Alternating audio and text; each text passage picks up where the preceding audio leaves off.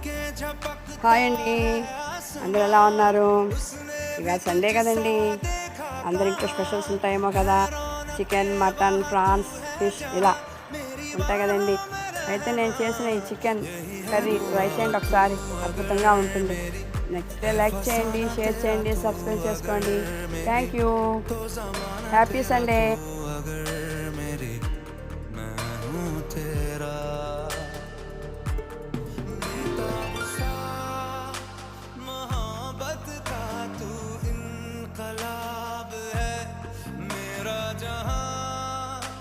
तेरी बाहों में ख्वाब ख्वाब है गहरा हुआ